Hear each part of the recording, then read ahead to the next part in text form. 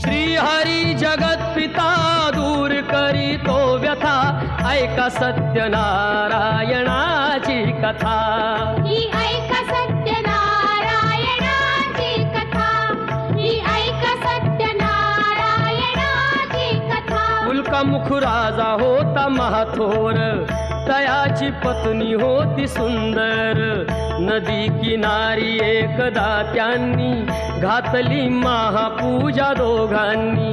आली एक नौका त्याच मार्गानी, नाव भरलेली पूर्ण द्रव्यानी। होती व्यापारी साधू बाण्याची, रीत पाहण्यास आला पूजनाची। उल्कामुख त्यास बोले ऐकावे, व्रत नारायणाचे आचरावे।